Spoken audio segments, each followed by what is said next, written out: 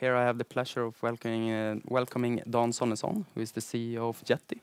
And of course, this will be interesting to hear about their first journey as a listed company. Me, myself, I am Simon Granat. I work as an equity analyst at ABG Sandal Collier and covering the IT space. With that said, I'll leave the word over to you, Don. Thank you, Simon. Good morning, everyone. I will spend some time talking about Jetty, and Jetty is a SaaS or a software as a service for event management. Now, what does that mean? If you're not familiar with the term SaaS or software as a service, it means that we produce a computer system that not is downloaded and paid for once by our users, but is rather accessible online, web-based, and accessed through any web browser by the users of Jetty who pay a monthly subscription fee to use the service. So being a SaaS means we work with a subscription model. We will have monthly and recurring revenues from our users who subscribe for the service, and they do that for quite a long time. Our customers turn to be loyal, and we have a low churn, meaning a low rate of cancelled subscriptions. What would event management mean? Well, to answer that, I will try to address what is an event.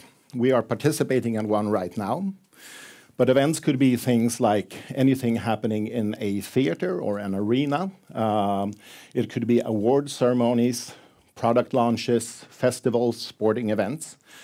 All those things, although they would seem diverse, share very many common features, and we help the producers of event to streamline their operations, handle their information flows, which are normally very complex, streamline their processes, and in general helps them to do business in a more efficient way, saving money, and have a better outcome of their industry. Amongst all these types of businesses, there are a few that I would like to highlight. Festivals, I think, are fairly self-evident events. And in the festival industry, that was when the company was born some 10 years ago. The reason for that is that festivals are amongst the most complex logistical challenges there are in the event industry. I would like to highlight venues, and venues means fixed locations where events take place. So a venue could be a large arena, it could be a conference hall like this one, or it could be a small rock club. And finally, I would like to highlight business-to-business events or corporate events, meaning anything from event marketing to various sorts of conferences and congresses. To give you an idea of the market, those three sectors that I just mentioned would have a potential market for event management on a little more than $3 billion worldwide. So that means that even with a low market penetration, there is quite a lot of money to be made there. To give you some history of the company, Jetty was founded in 2010, and it was built after demand from customers. So before there even was a product, Jetty had paying customers on board. Over the coming years, the company kept acquiring some high-profile customers, but unfortunately, the company went into a low-activity period. The customers were loyal. They kept subscribing to the service. There were some product development being made, and there were some sales being made. But in 2017, the founders and the owners of the company decided to do a turnaround. And that started manifesting in 2018 when a new product was launched in an MVP or minimum viable product. So it means a very basic but functioning version of the first product. The company acquired some capital. So the company made a pre-IPO and an IPO, and all of that culminated in a listing. So since mid-November last year, the company is publicly traded on the Spotlight stock market.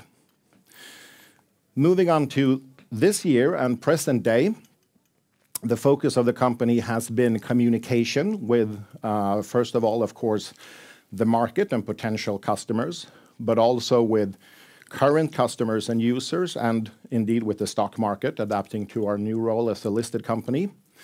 Scalability, which means everything from technical details to communication details, helping us and enabling us to get on board more customers, more paying users, and to grow the business.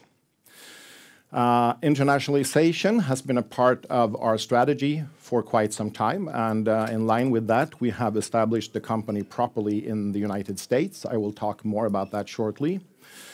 And the result of these things has been that we have seen good growth in sales. To give you some figures from the latest quarterly report, which is the second quarter this year, we had a turnover of 570,000 crowns. All of that was recurring revenue. So that means that we have seen a growth in recurring revenue on 150% if you compare to the same quarter 2018.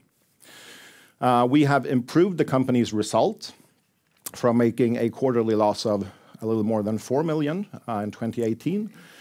We cut that loss to a little more than 2 million this year. The reason for that is stronger sales, of course, but also the fact that the heavy investment in product development that has been made is now scaled down. All according to plan, since the product is launched in a complete state, which it was early this year. I want to focus a little bit on recurring revenues. This is how the revenues in total look. We do have revenues that are not recurring, that could be customized product development for a particular client, for example. But those revenues are really not our focus. Our focus are the recurring revenue that keeps on coming month after month. And as you will see, we are trying to, as much as possible, phase out the one-off revenues. Who could our customers be then? To give you a short sample, if we're talking about business-to-business events, I could highlight SPG Event, which is the business-to-business event branch of the Swedish entertainment conglomerate Stureplansgruppen, you might have heard of. Or an outfit called Succé Event, which is a high-end niche player towards quite high-end corporate events. Venues such as Liseberg, which is Sweden's oldest theme park, to Epicenter, which is a, I would say, world-class co-working space that regularly hosts events by companies like Facebook and Google. Festivals, which is our old core market, and normally I have been talking a lot about the big well-known names. I would like to highlight some others today. Bylarm, which is one of Northern Europe's leading showcase festivals, so it's really one of the most important events for the music industry in Northern Europe. And West Pride, which is the Pride celebrations in Gothenburg. The reason I highlight these rather than the very big and perhaps more well-known names is that we tend to focus now more on the mid-market than on the market of the very biggest events, for the reason that the mid-market is a lot bigger, and in my opinion, probably also more profitable. We work towards public sector, so we have the cities of Malmö and Stockholm as customers in Jetty. And we have been working some with sports and now since recently esports, where we have highlighted the Swedish Figure Skating Association that has produced, among other things, one European championship and one world championship of figure skating with the help of Jetty. And DreamHack, that we partnered up with during the summer. DreamHack is the world's most well-known and largest esport event, so they do, I believe, 11 esport events globally with an attendance of several 100,000 people. The future for us holds further work with scalability. And as I said, scalability means product development, but it most certainly also means communications work. All of this to facilitate sales, which is our total high focus at the moment. Sales would be done by ourselves as we do, but we are also developing partner channels in order to reach market that we cannot reach today, but also developing other channels such as digital sales channels. And as I said previously, internationalization. And with that, I would like to touch some time on Jetty in the United States. where we properly launched our American daughter company in the beginning of this summer. And that venture is spearheaded by Brandon Schmidt, who we recruited from a company called Frontgate. Frontgate, like I believe every American company, started in a garage. And over the course of about 10 years grew to be market leader in the United States when it comes to ticketing for festivals. And Brandon was with Frontgate for a big part of that journey. So we think he is just the person to lead Jetty US Inc. And personally, I'm very excited to see what he would bring to the table there for the coming 3 to 6 months. To summarize what I have been said, we have spent a lot of time and a lot of money on development. We have developed a product, and we have developed market and a sales force, and we now see that paying off. We are very well positioned as we are to continue and indeed expand the growth that we have been seeing, and to make sure to make Jetty a long-term, very good investment. With that, thank you for your time. If you want to continue the conversation, please feel free to get in touch.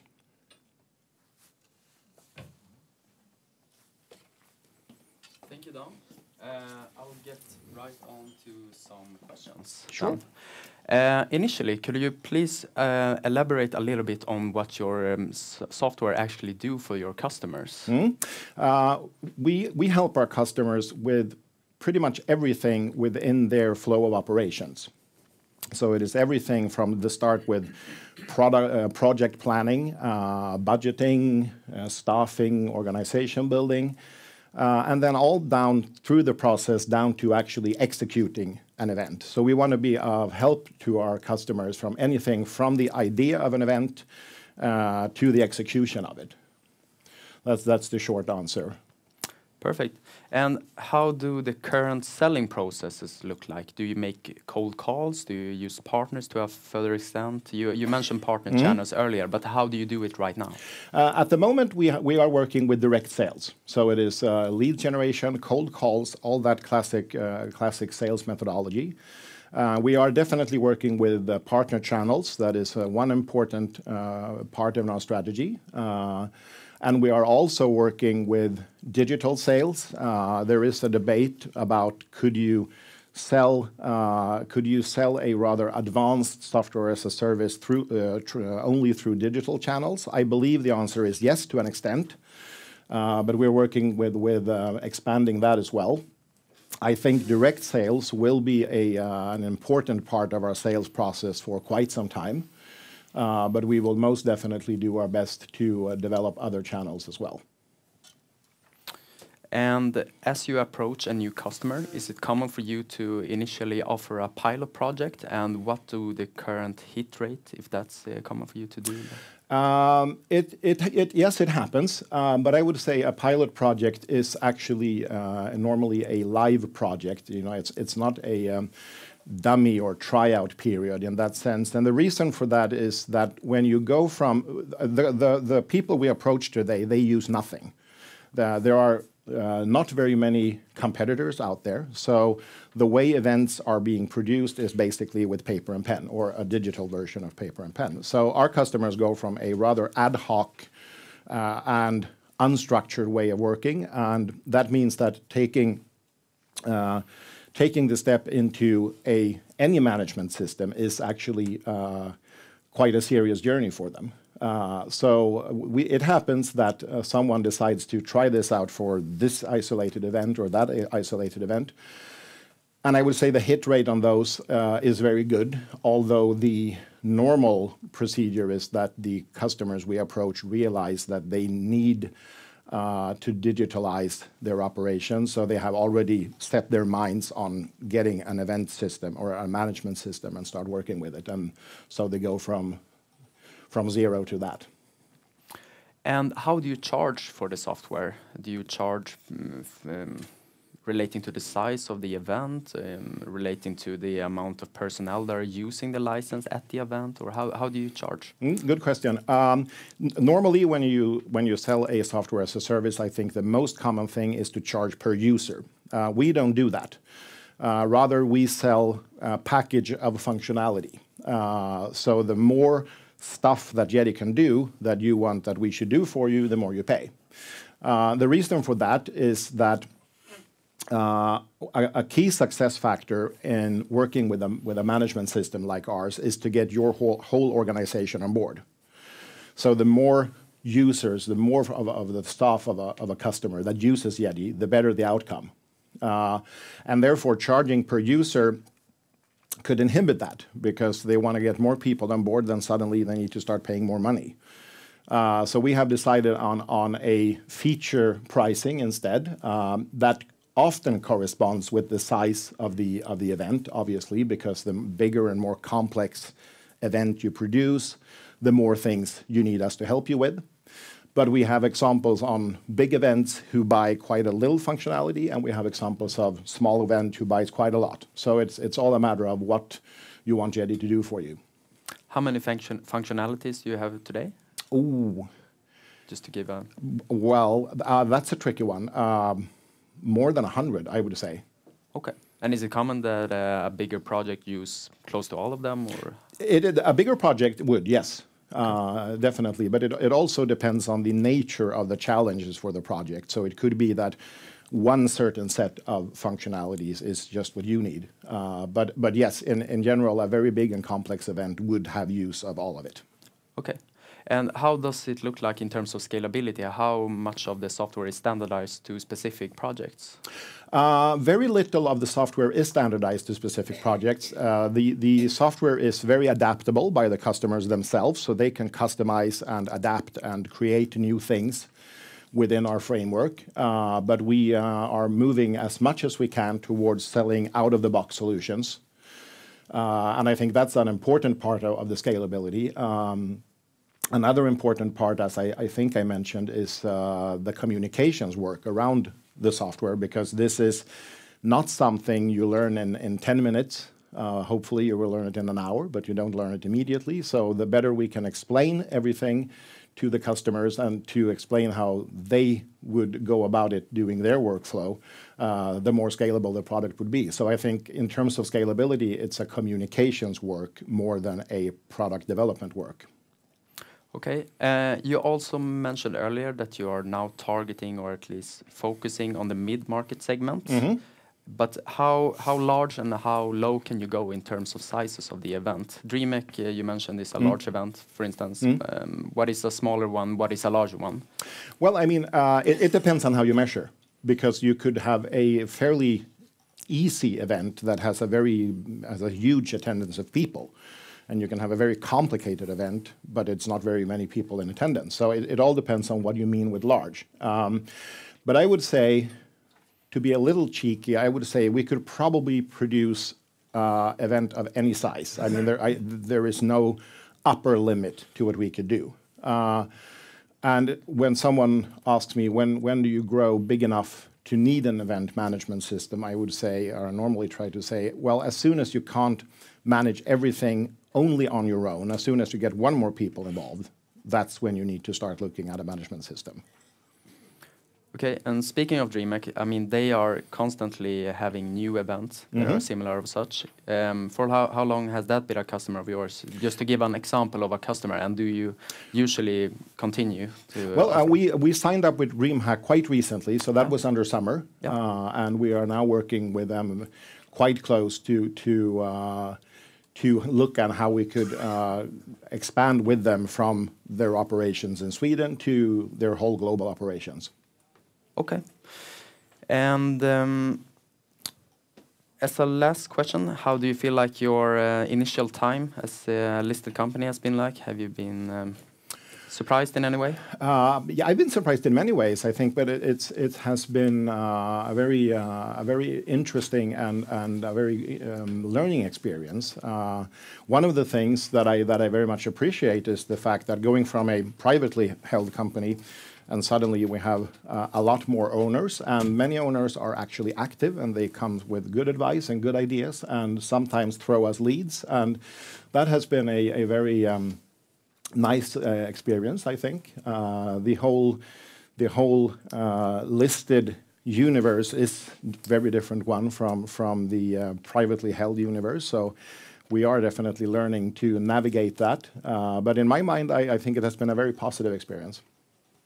Perfect. That's all from me. Thank you, Dan, for this presentation and the introduction of Jetty. Thank you very much.